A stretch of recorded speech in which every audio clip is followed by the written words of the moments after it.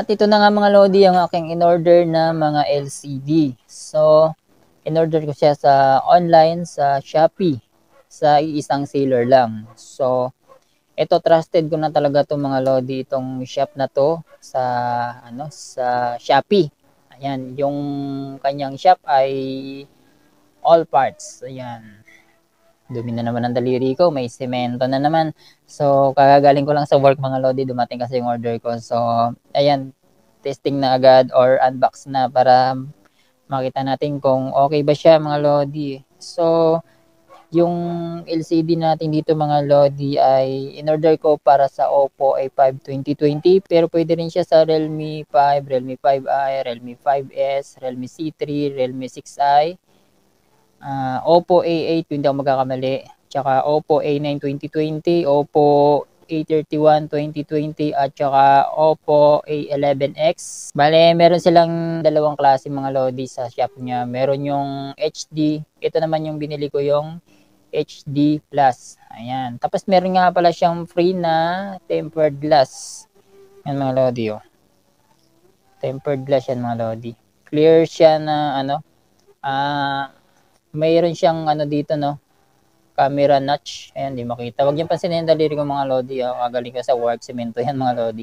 Ayan, meron siyang dito, drop notch. So, mas maganda kung clear lang yung LCD, ay yung tempered glass. Ayan.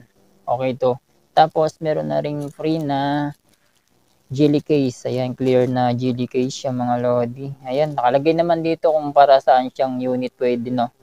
So, pwede siya sa Oppo A9 2020, tsaka Oppo A5 2020, tsaka A11 pala, tsaka A11X. Ayan. Tapos, meron na rin tayo ditong, ang tawag dito, wipes. Ayan, meron tayong dry at tsaka wet. So, yan yung kanyang free. Para dito sa LCD na to mga Lodi.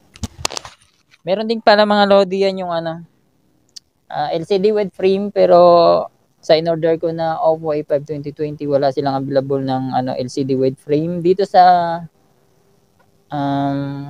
Vivo Y20 meron siyang with frame pero in-order ko ay LCD lang. Meron na rin yung free na tempered glass na clear din mga Lodi tapos naka-drop notch din yung niya. Yun yung sa camera, sa part ng camera. Tapos meron na rin yung kasamang jelly case na clear. Ayan, pwede siya sa Vivo Y20, Y20i, Y20s, Y30GN. Tama ba? Tapos, Y12s, tsaka Y11s. Ayan. Tapos, meron na rin yung kasama na wipes na wet and dry. Tapos, ito yung LCD ng Vivo Y20. So, pwede natin siyang gamitin sa Vivo Y20, Y20s, Y20i, Y20SG, Y15A, Y15s, Y12s, Y12A, 2021, Y30G.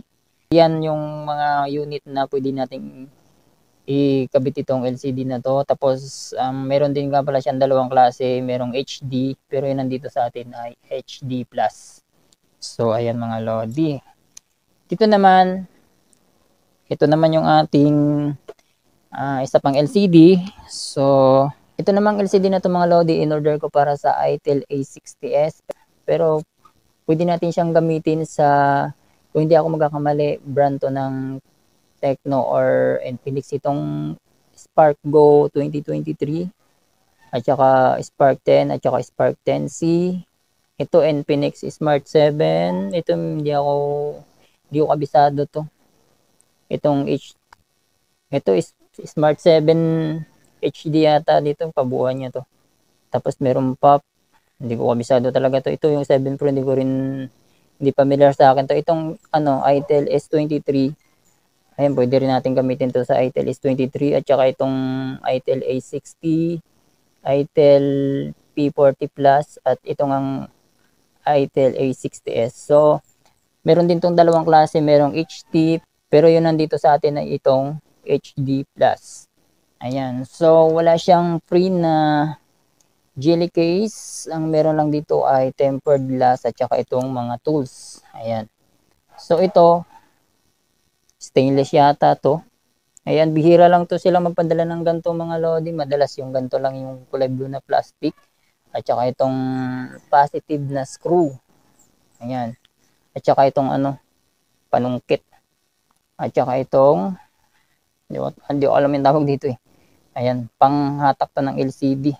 Tapos meron din siyang kasama na wipes na dry at saka wet. Ayan. So ayun nga pala mga lodi yung LCD. Ayan, buksan natin to.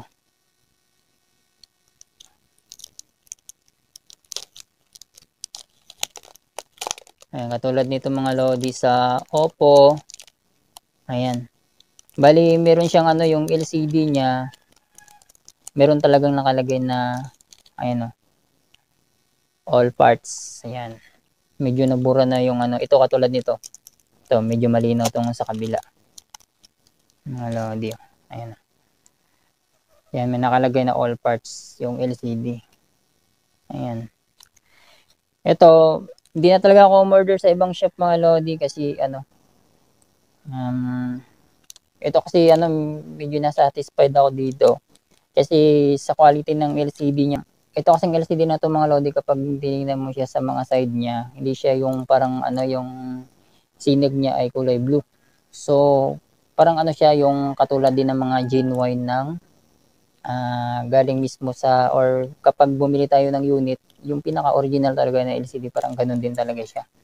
Sa mga interesado, iwan ko na lang yung link yan sa video description. At ititesting ko pa kasi itong mga lodi, hindi ko na siguro may ilalagay sa, or hindi ko na may dudugtong sa video na to, sa next video na lang mga lodi. So hanggang dito na lang mga lodi, at see you the next videos. Thanks for watching.